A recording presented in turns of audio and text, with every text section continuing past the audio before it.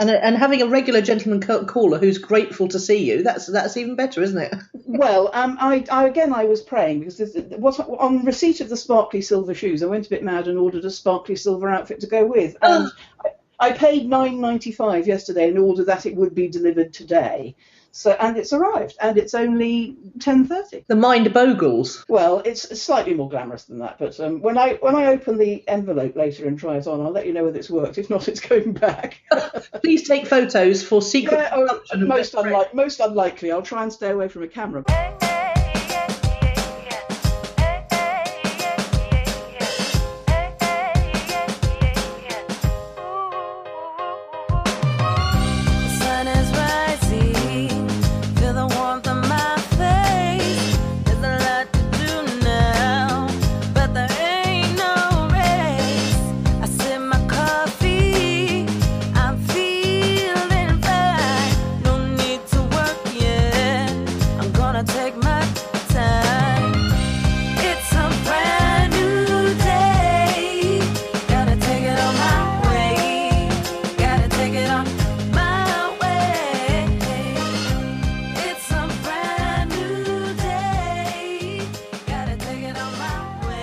Welcome to Own It, Your Business and Your Life, with Nicola Cairncross and Judith Morgan. In this podcast, we're going to cover everything you need to embrace to become a successful entrepreneur, marketing, money, and much, much more.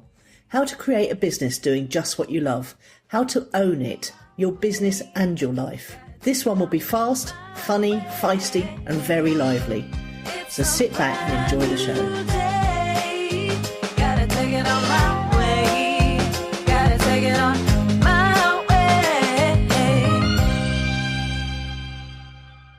Hello, Nicola. How's your week been? Well, it's been pretty good, Judith. I've got to say, it's been a little quieter than the week before, which was quite frantic, as you know. Well, frantic's not the right word, just busy. This week has been all about, still, the podcast, editing the second set of episodes, and I'm showing you on the screen our download numbers, which we've only been even remotely mentioning it to the world over the last sort of 3 or 4 days, and it's already overtaken my other podcast for average episode downloads. It's definitely getting traction. We're getting lots of nice comments, which I don't generally get on my podcast either. Yeah, I think we're building a tribe, which is really rather exciting. We haven't even gone to iTunes. Well, we've submitted to iTunes, but we haven't actually appeared yet. So I think, when people can actually subscribe to it, well, the downloads will climb and remain steady. It's very exciting. Oh, that is exciting. Yeah. And, you do things and you never know if anyone's going to like it, but we liked it, so we did it anyway. Yeah. And the other thing this week's about for me is in-between projects. I always like to do things in between Christmas and New Year that are tidying up kind of things, streamlining the year kind of things. I'm going to include one of those things that prompted me for this in my What's Fueled Your Fire section. But my whiteboard has got a drawing on it again, which is really me.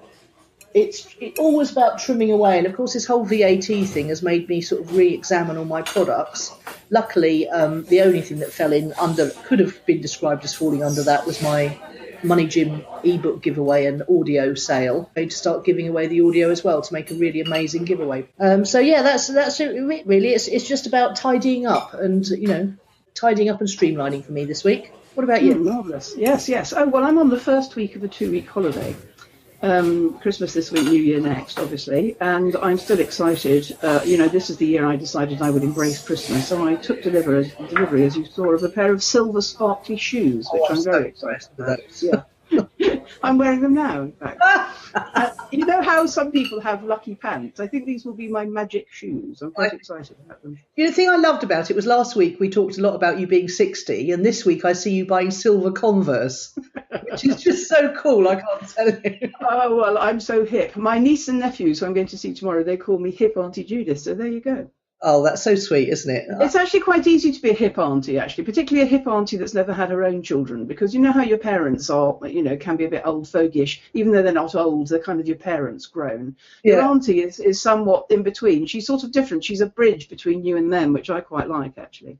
Yeah, my sister Heather fulfills the same function for our children. She's not mummy-like in any way, and they quite like that. The sight. It's not distance. It's like a different perspective, isn't it? Yeah, it's a bridge, I think, because if you're single, a single auntie, you can still be hip, whereas obviously a mummy, can be hippish, but frankly, it's grown worthy, isn't it, often? Well, it's embarrassing, yes. Yeah, exactly, yes.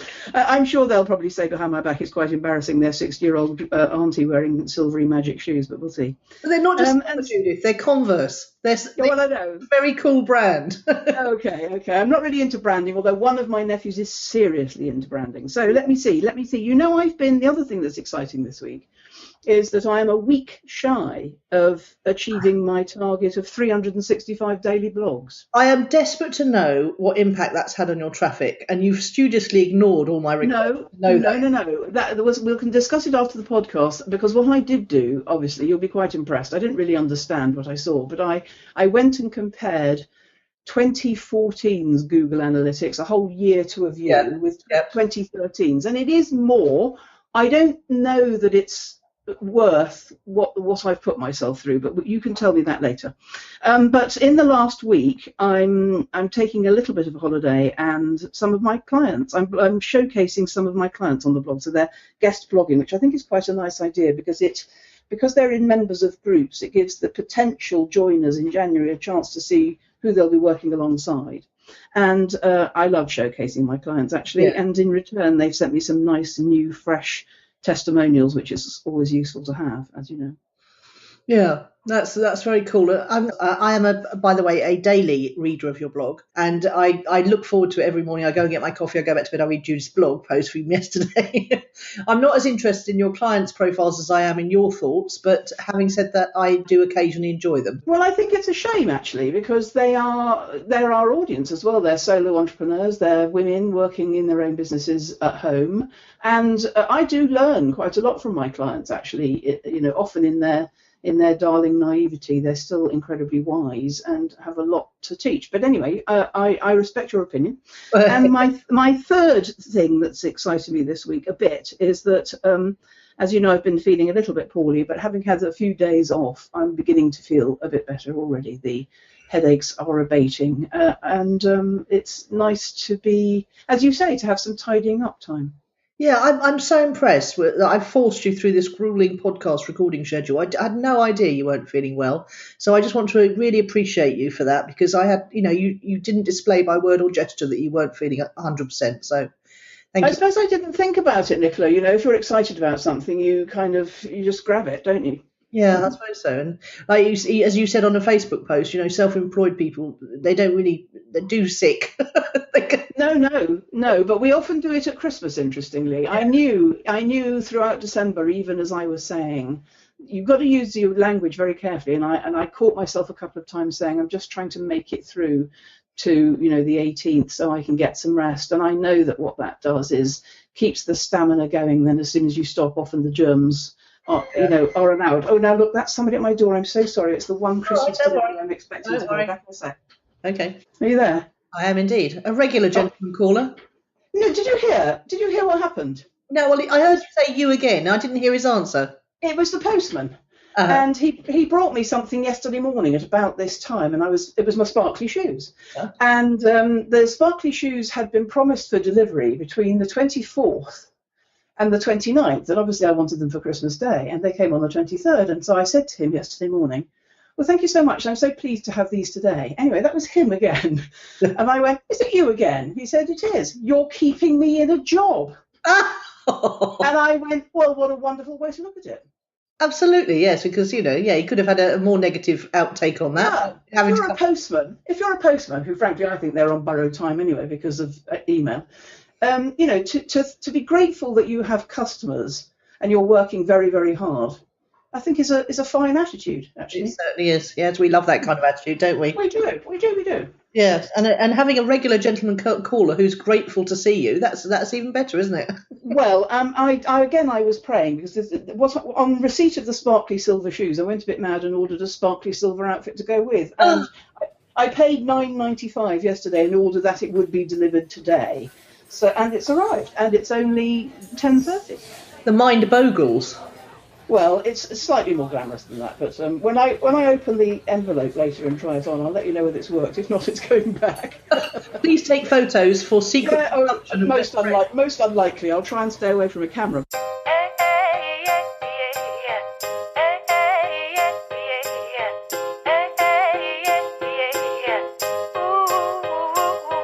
But now, Nicola, tell me, what's fueled your fire this week? Well, 4 words have fueled my fire this week, Judith. I'm very strict about who I allow in my inbox, and there are about five or six people whose stuff goes into my primary inbox and not into my updates or promotions. And Jeff Walker is one of them because I love his videos. He's the guy who started Product Launch Formula. Yes, I know him, yeah. And he does very nice videos. And he's got a lovely, lovely way about him. He's got a very gentle manner, and I like that, which is quite unlike me. But last week I was asking myself 5 questions and answering that.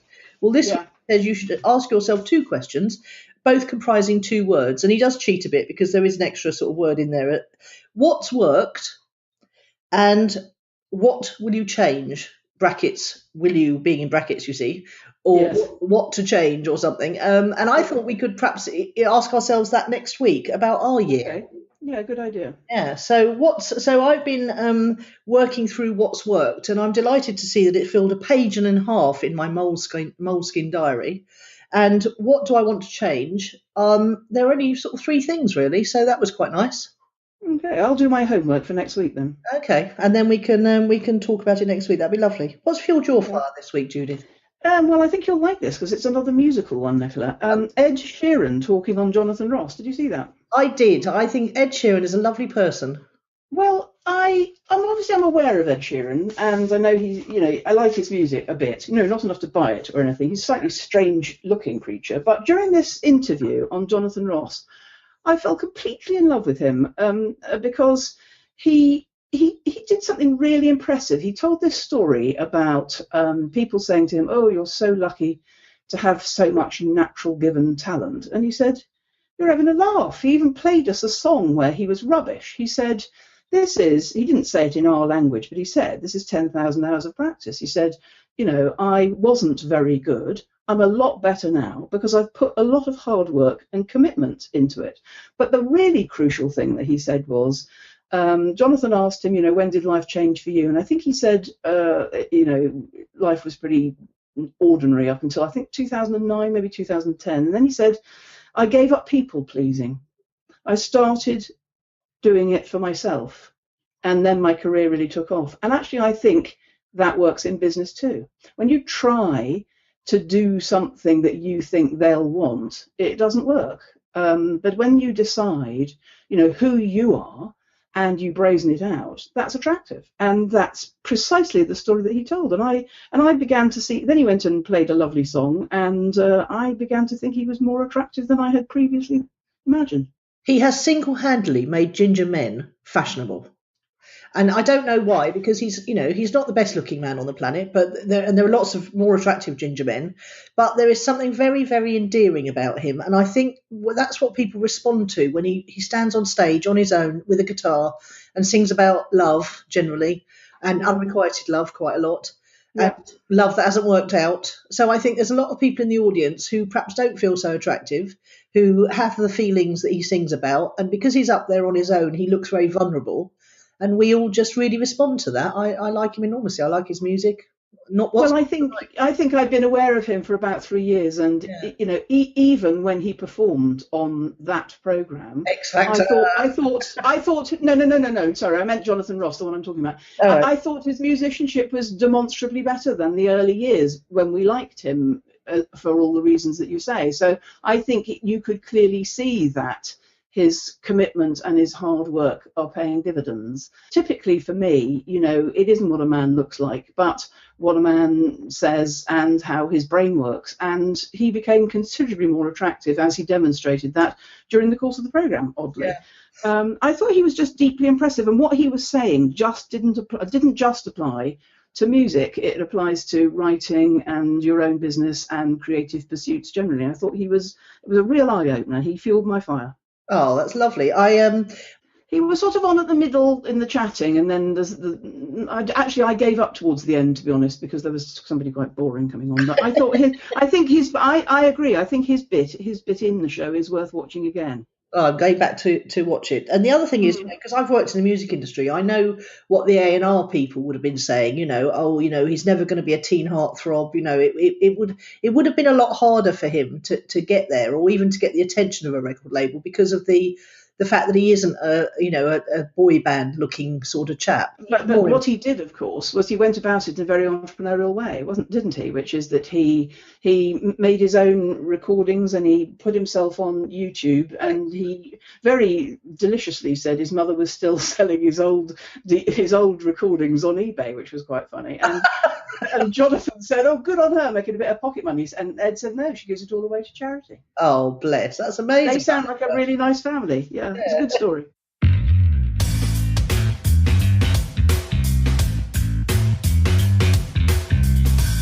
So, Judith, what is our challenge of the week this week? Well, interestingly, it's not my clients, it's me. Oh. My challenge this week is switching off. Taking time off, making a clear, this is something I never do. The brilliant thing about being self-employed is that you can work whenever you like. And the downside of that is it strays for every waking moment. Your eyes open, you turn on a gadget. You're still looking at gadgets as your eyes are closing. And I know in my own case, it's an addiction. And I'm hoping in this 2 weeks to break the addiction. And what I'd really like is to be able to re-establish a clear distinction between work, rest and play. And the other thing I'm having a go at, which is very much related, is the lost art of single tasking. I'm a demon for multitasking, and I know it isn't faster. I read something recently in a book, which I'm going to blog about soon, where somebody makes that case. And you remember, somebody made that case for us years ago as well. Do you remember you launched 3 projects, A, B, and C, which makes money fastest? And the answer is none of them, because you've got to focus on one and bring it to market and open it up and get it making money before you do B and C. And, I can't single task anymore. And I'm addicted to digital, and it's just not a good way to be. So the challenge is breaking the addiction and establishing new, healthier habits. It was Mike Phil Same. I still have the PowerPoint slide if you want me to pop it over. I do. Well, I know that when I went to Mark Forster's thing, he asked us that question. I was the only one to get it in the room to get it right. And he said I was the only person who'd ever got it right. Yeah. Quite interestingly. Yeah. Mike Phil Same, yes, carry on. Tell me a bit more about this, because when you say multitasking, I don't think you mean multitasking. I think you mean multi-projecting. Well, doing more than one thing at once. Well, business-wise, more than one business or more than one project within your business? You don't mean doing... Oh, no. Doing any task. So I'm on the computer. I'm not just doing emails or writing a blog. I'm also checking Facebook. And you've got to just do one. I think I've largely mastered this, but my biggest challenge is the fact that every time I try and write a blog post or anything like that, I have to go and check my facts, and then I end up on Facebook, and then you get sucked. I rest my case. That's exactly. None of us can do it anymore. None of us can do it anymore, and with good reason, which is the way gadgets work are designed for us to be able to do multitaskings, exactly as you describe. Open another window, what do you call them? All these little gizmos on the bottom of your screen, what do you call those? Tabs, what do you call them? Icons. Yeah, but when you open another one, what's it called? Opening a window, opening a tab, what do you call it? Yeah, well, it depends if it's an application or a tab, yeah. Okay, well, there you go. Okay, so that's wrong. That's why iPads are quite good, because they won't actually let you have more than one thing open at a time. You have to consciously swap between them. The only thing I find is they're quite hard to work on when you're used to a computer. They are, but my iPad, one of my rules over Christmas, and I'm on, Christmas break day 3 or 4, and I haven't achieved it yet, despite saying that I would, is no iPads in the bedroom. Because, after lights out, I can turn over, I can have a thought. The thing about an iPad is it feeds a particular addiction that I have, which is I need to know the answer to everything now. So it might be, I wonder what the best route is to such and such. I wonder if I'm too late to place an order for such and such before Christmas. I wonder what's on television tomorrow night. I wonder, whatever it is, however random and mad the thought is on my pillow, I've got to turn up the iPad and have a look. Because what it does is, I almost need my iPad. It's like a third arm, because I can no longer bear not knowing the answer to any question instantly. See, this is why I listen to podcasts to go to sleep, because I have a brain that is just like that. But I found the only thing that quiets it. I can't just lie in my bed in the dark waiting to go to sleep. I just can't. It just doesn't happen. Either I start having horrible thoughts about spiders crawling across the ceiling, or I start thinking about something to do with work. So I found listening to podcasts, especially soft Australian accent podcasts, it calms me down, calms my brain down. It occupies it just enough, and I'm usually asleep literally within 10 minutes. So that's anyway, my point is really more about the addiction, and how tight a hold it has. And I mean, I had hoped. One of my favourite films, you probably don't remember, is called Local Hero, and it's about this Texas oil man that comes from Houston to a gorgeous beach in Scotland, and he's trying to buy a piece of Scotland in order to have an oil refinery, offshore, and nobody wants it because they're perfectly happy with their lovely peaceful way of life. But he's completely addicted. He has a watch that beeps on Houston time. He has to go to conference calls, and it's all go, go, go, go, go. And what happens is 3 or 4 days in, the Scots people play him completely, and he's rolling up his suit trousers and crabbing in rock pools. And you see this beautiful scene at one point, and we are only in the 80s, so it's not very digital, but his beeping watch is just left in a rock pool, and he couldn't give a damn anymore because he's just moved on to local time. And I thought in 2 weeks off work, that's what would happen, is that I would stop caring about instantly replying to emails. I would stop care about all those little red flashes on. It hasn't happened yet, but I'm hopeful that it will. But I really, really, really want to bring back single tasking. It's something I've never been able to do in my adult life, and I had a day job, and we're going back 40 years. You come home from work and people are coming to dinner, so you start washing up, cooking, and loading the dishwasher at the same time. It's like we can't do one thing at once, and I want to. It's so meditative. I suppose that's why I like reading, because you can only do one thing while you're reading. Yeah. It's okay. So the clue there is that he was somewhere else. And I think perhaps that your thing, I mean, when you go out on a Sunday, you religiously go out on a Sunday with your friend, don't you?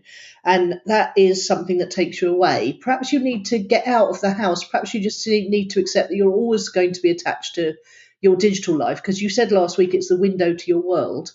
Perhaps that's why you need the things, because it keeps you feeling connected. Whereas when you go out to the pictures, when you go out to events, when you go out with your friend, when you go to visit your family, when you go on your driving adventures, then you're actually doing one thing then, aren't you? Because you're away, you don't. Well, I actually think it's a bigger addiction than that, because even when I do all of those, I've still got the iPad. But do you feel the need to look at it though? Yes, I do. That's the point. It's an addiction. I want to know what's going on all the time. I want to have my finger on the pulse. I want to make sure that something important doesn't need my attention. And it's not even this millennium. It goes back to the last century, when we were, relatively speaking, Dickensian. It's about always on. I think we live in the world of always on. When they invented the fax machine, I don't know where you were in your career. In an office. Actually, it probably starts with mobile phones. I did have a mobile phone the size of a brick, a bit like Gordon Gekko's. And the minute we became that available, we were always on. And I remember a colleague saying to me at the time, when people send you a fax, they expect an instant return, and it's the same with an email. Well, see, I don't feel like this. I mean, I spend a lot of time at my computer, but the minute I walk away from my computer, I forget about it all. And I got a mobile phone that doesn't get a signal in the downstairs of my house, so even if I'm in the living room, nobody can call me. So the only people who could, and I really deliberately have made myself unavailable in the past, and still have answer services and all that stuff. So if people really desperately need a phone number from me, they still won't get through. I know my predilection for that sort of thing, and I just make big fat barriers in between me and leisure time. Well, nobody can phone me because I don't give anybody my telephone number. We don't have fax machines anymore. But it's not just about people contacting me. It's about me feeling the need. Yeah, having a need for information, and it's not just me. Everywhere you go, excuse me, everybody's head is bent down over their iPhone while they're trying to work. They're flicking through their emails to see what's going on. We watched a film the other day called Her, me and Phoebes, and it was a really nice one with Joaquin Phoenix. Yes, I know the one.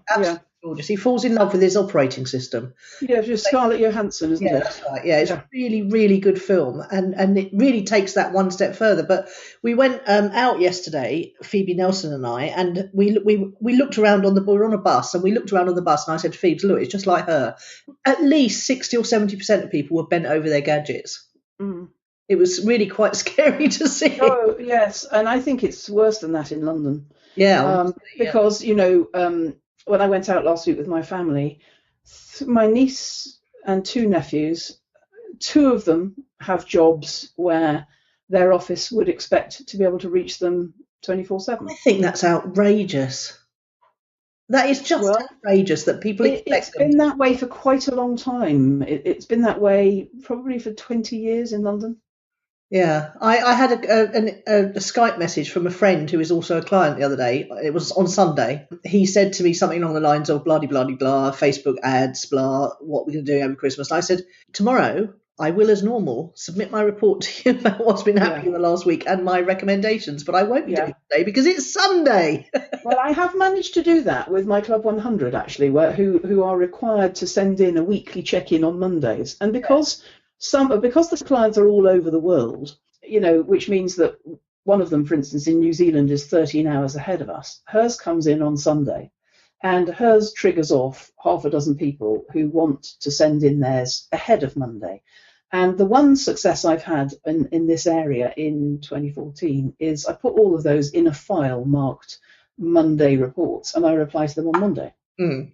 So I know I can do it. It's just, it is about client expectations. It is about information in and information out. So I receive information, but also my iPad addiction is about wanting to know. When we were younger, if we wanted to know something, you didn't come to a workshop. You didn't come to the last ever Money Gym workshop. I think you were poorly. It was with a property guy. He was an Aussie, and his name was Philip J. Anderson. He's the guy that talks about the 18-year cycles. Fascinating man. Probably about my age. And he said, when he was beginning his career in, say, would have been the 70s and 80s, if he wanted some information in Australia, he went to the library. Yeah, the library was the place. And the library ordered it for him, and it came in on a ship about 6 months later. Good God. By then, surely. If I want information now, just pick up my iPad and I got it then. And the fact is, we all want everything like that now. Instant gratification, yeah. Yeah. I think in some ways that's a good thing. And I think we also have to be very aware of it and guard against it. And I agree. And that's all I'm saying, really. And I think these are habits, like any addiction, these are habits that can be addressed, but that hunger for, so literally we're everywhere we go in the world, it's that, where's the restaurant we want to go to, where's the car hire place, where's the ticket to get in. We went last week with my family to Southwark Cathedral. My brother had the tickets on his iPhone, and there were people greeting us with iPads who flashed over that funny black and white square thing. What's that called? That's called a bar. No, it's called oh my God, I've forgotten already. But anyway, you know what I'm saying? Like a barcode. We're in the cathedral, and when we're standing outside the cathedral, we had a guess as a family, how old is this cathedral? We sat there and we thought about it, and the short answer was it started in 1100. And it was rebuilt in 1700 and something. But whatever, now to get in it, when my brother was getting out his iPhone, I said, I wouldn't bother with that if I were you. The cathedral is, 1,000 years old. They're not going to have electronic gadgets on the door. Well, lo and behold, they did. I think, okay, here's the thing, right? As I'm listening, I'm thinking it's either, I don't think it's a bad thing to look things up if you want to know on an iPad. We regularly stop films to look things on. Yeah, I know. Because it stops the arguments, you see. It stops the arguments. We could get on with watching the film. Yes. And so I think the distinction has to be, is this for pleasure or is this for work? If it's work, don't do it. If it's for pleasure, that's fine. Like reading a book on the Kindle on the iPad, that's fine. Is it improving people's lives? I mean, in the olden days, yes, we used to find our way there without without following a Google Street Map. But I used to get lost on a regular basis, and I used to be late on a regular basis, and it used to make me very stressed on a regular basis. So I think if it's a force for good, that's fine. If it's a force for pleasure, that's fine. If it's work or not good, don't do it. Well, I think the difficulty with that is if you open up your iPad to look at, street maps, you can see how many emails you've got waiting and how many flashes you've got on all the Well, various you need to turn your apps. notifications off then. I've got all my notifications turned off on all my gadgets because I don't want to know. When I'm away from the computer, I don't want to know about notifications except for... I kind of do. That's the problem. I This is why this is my challenge of the week, is because it's your challenge, Nicola. Okay. I'm pleased you've got it started. I haven't. Okay. Well, I'm offering my solutions just in the hope that one of them might resonate with you, Judith. So far, you haven't offered me anything that would work for me. The only thing that's going to work for me is, really having firm rules. And actually, I think it's this. It's the lost art of single tasking, so you only do one thing at a time, sweet Jesus, and you do it well, instead of having an eye on everything. And you know what? I think I learnt this when everything went tits up, because I learnt the art of living in the moment and the art of just enjoying what I'm doing right now and being present, I suppose, and conscious of it and thinking, am I okay right this moment? And that's what got me through. So perhaps I'm just, not fretting about it because I do that. Try that, Judith. Well, I'm an expert at that, but it doesn't help with my digital addiction. But thank you for reminding me of that.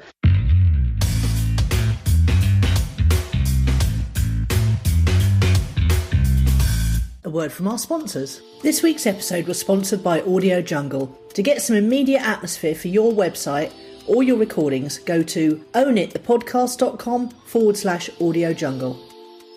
Anyway, let's move on, darling. Tell me about your word of the week. Appreciation.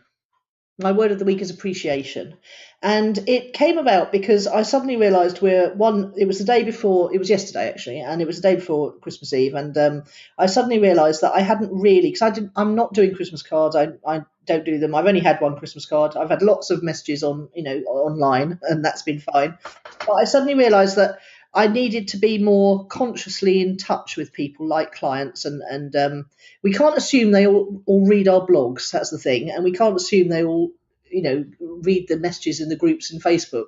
So I reached out to every single person who'd been on the podcast yesterday, and over the last year, I did it in a way that I hope made it feel very personal, but it was to 100 people, so I couldn't do them one by one. And I've had lots and lots of nice messages back, which is nice. But also, I reached out to each of my clients to assure them that I'd be looking at their Facebook ads, if not daily, then every other day, just to make sure everything was rolling on. And just to say thank you very much for, taking the leap of faith when I announced that I was setting up that service. And just really just appreciating everything, and particularly people. And so I'm just making, a real effort to tell the people I care about how much I appreciate them, whether that's in work or personal life. I really like the things that you've been describing over the last few weeks that are bringing you away from list communications to more human ones, actually. And I think this is I think it was reminding me about the backlash that everybody's having to how we feel processed by, bulk communication. So I think that's a really good direction to be taking, actually, and I think you demonstrated with one of your client stories that it works. Yes, and it makes the point is it makes me feel happier. It makes me feel more connected. It's actually a selfish thing, but it makes other people feel nice too, which is sort of a two-way street, isn't it? Which is always a benefit. Well, I mean, you do it naturally, don't you? You constantly talk about how much you appreciate your clients on your blog, and I think this explains slightly my digital thing as well, which is that I am working now probably with 50 clients or something like that. So that is my work. That dominates my week. And I like it like that. And it's a nice virtuous circle of I love them, and they're giving me some lovely, I've asked them for some year-end feedback and testimonials, as I said, and it's what you put out comes back to you multiplied, Nicola, and I love that. Yes, I've always loved the clients, as you know. It's good.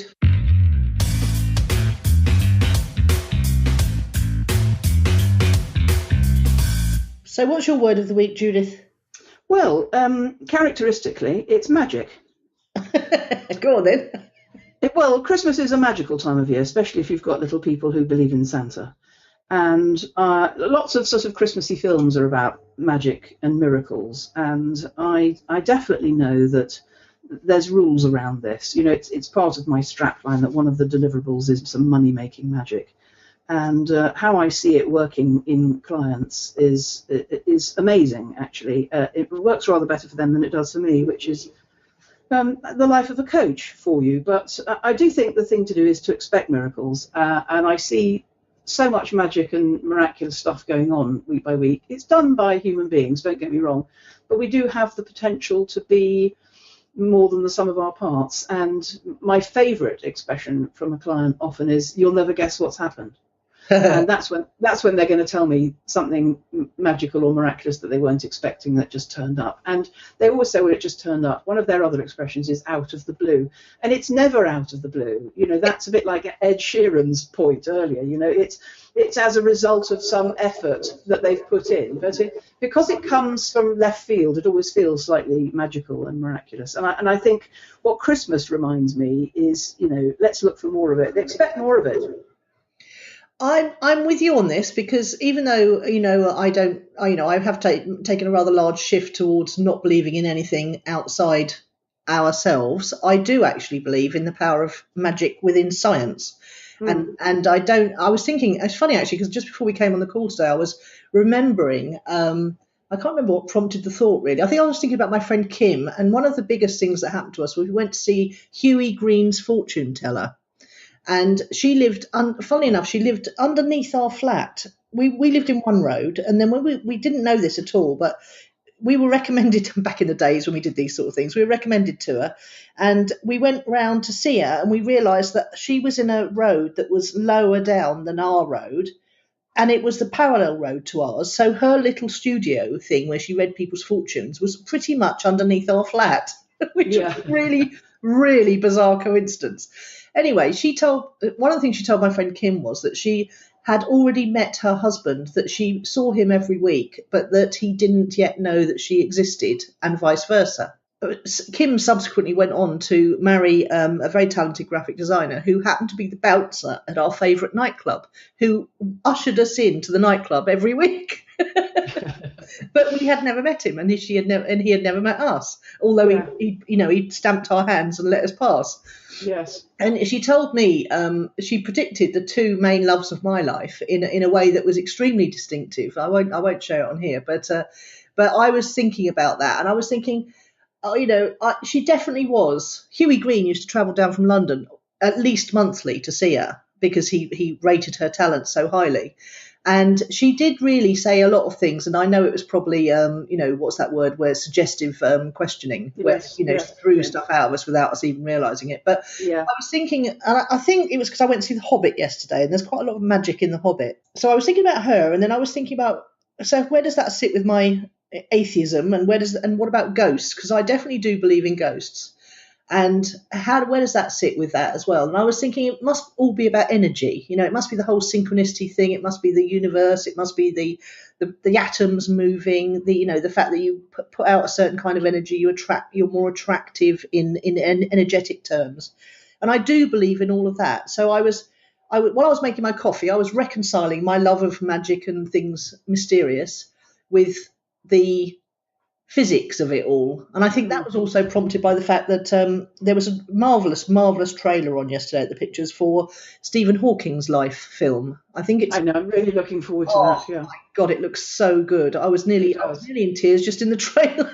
Yeah. He had such an amazing life, and I'm so looking forward to watching that film, and the actor looks just incredibly good.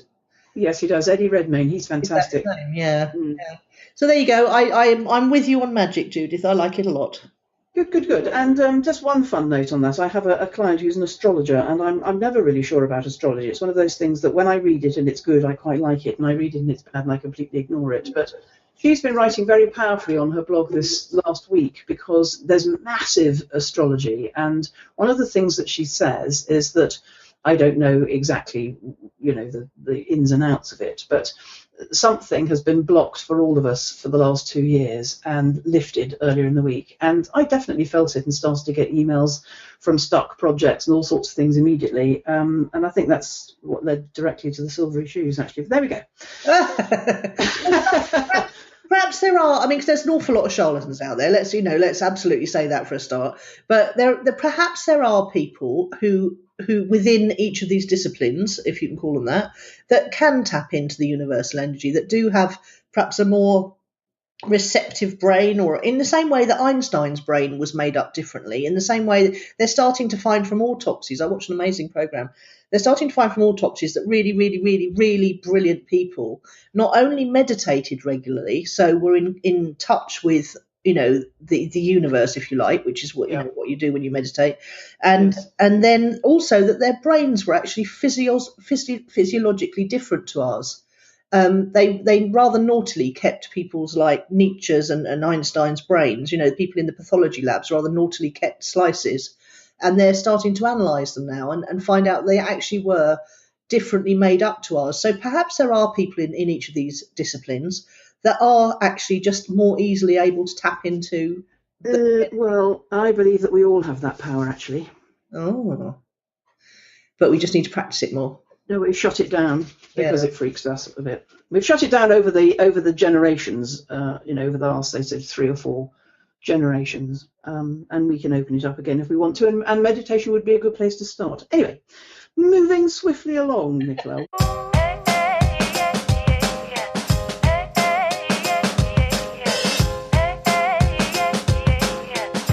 Who or what has impressed you this week? You're going to like this one. It's 5 dwarves and a trumpet. I love it. Tell me more.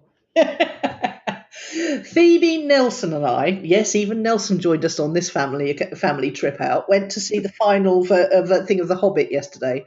Nelson did, to be fair, fall asleep through half of it, which I can't imagine how he did that because he had been up all night, granted, but it was very, very loud. There was lots of shouting and there was lots of fighting. And just as you thought one army of orcs had been vanquished, another one appeared across the horizon.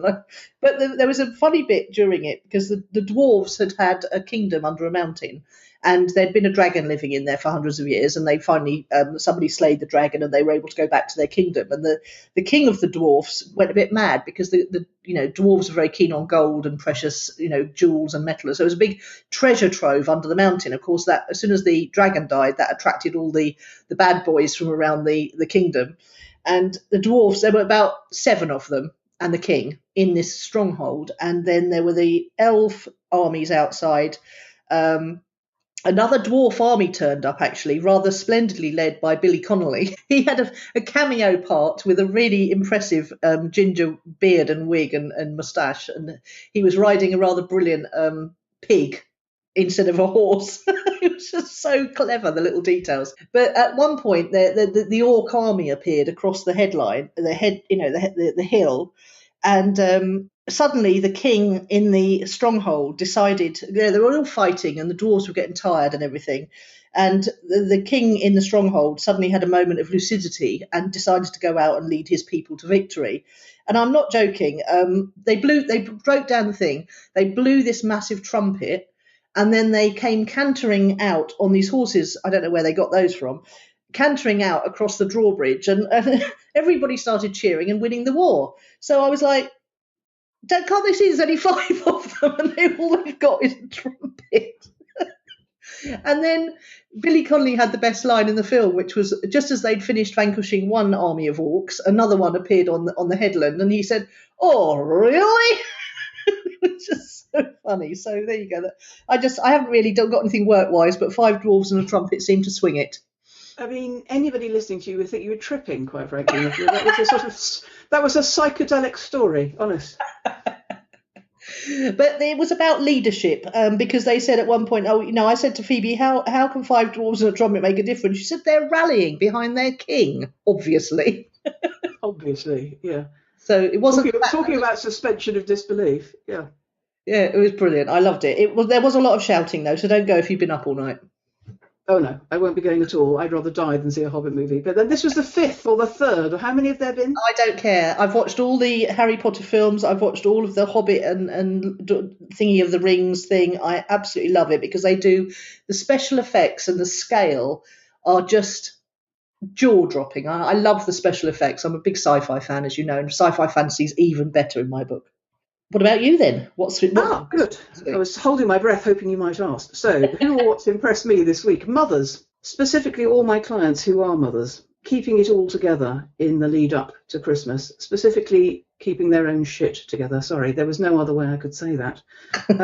Mothers are miracle workers, especially at Christmas. We're back to miracles again. I mean, you know, as if running your own business wasn't stressful enough. If you've got 2 or 3 school-age children, a couple of whom may be excited about Christmas, and you've had the end of term, and God, they just have so much on their plates. I mean, I haven't had to do any Christmas shopping at all. I don't even really need to lay on a feast for tomorrow. My life is so simple, and mother's obviously awesome, but my small business, working from home business owner mothers they're just awesome. That's all I can tell you. They keep it all together. You can see that in addition to everything they already juggle, they've stuck Christmas on top and done that too. I've been feeling rather wistful because mine are 19 and 17, and we've pretty much decided to suspend Christmas now until they start having children. Yeah. Even Phoebe, who loves Christmas, didn't want me to put the tree up, because it meant she would have to help. So, and she's been working so hard, she's tired. So I really feel quite nostalgic to the days when they were little, because it almost forced you to stop multitasking and focus on Christmas. At some point, you had to stop because it wasn't going to happen unless you did it. Because men, they'll buy you a present, but they won't do all the rest of it. Yeah. So in a way, the mother thing and the Christmas thing, it's actually rather magical, and it really is quite a sad thing when your children get so old. You've mentioned it with your family. We're going to do it again when they start having children. Yeah. So I think you certainly need little people that believe in Santa, yeah. But going back to mothers, I remember that my father and my brother used to come downstairs on Christmas morning at about sort of 9:30 and say to my mother, "Where's the sellotape and the wrapping paper?" So they might manage a little bit of shopping, but they relied on my mother to have the wrapping paper and the sellotape to wrap the presents that they bought. And it's just the expectation that the world has on mothers holding it all together. Now, this is not a sexist rant on my part. I know fathers are marvellous, and these days, fathers and mothers and fathers, role swapping and everything, nobody knows. But most of my clients are women, and what I've seen them, the juggling act I've seen them put themselves through in the last 3 weeks is admirable. I totally agree, yes, and I'm so glad that I don't have to do it, but I still feel a bit nostalgic for it because, as I say, it used to really make Christmas for me, having to do Christmas for everyone else. Yeah, I mean, I think I've enjoyed vicariously seeing all the mothers that still have the babies that believe in Santa. That's the thing, the belief in Santa. And you've got to believe in something, haven't you? It might be Santa, might be miracles, might be magic, might be Ed Sheeran, might be 3 Dwarves and a Trumpet. Doesn't matter, you've got to believe in something. It was 5. 5, yes. And it made all the difference. Brilliant. Thank you so much for joining me today, Judith, on this festive episode of the podcast, and I will see you next week when we're discussing all things New Year, New Start. Marvellous. Looking forward to it, Nicola. Bye. Bye. You've been listening to Nicola Cairncross and Judith Morgan. The podcast is called Own It, Your Business and Your Life. Do come and visit us at ownitthepodcast.com. We'd love to hear your feedback. You can find out more about Judith and visit her on her website at judithmorgan.com, and you can find Nicola at nicolacairncross.com.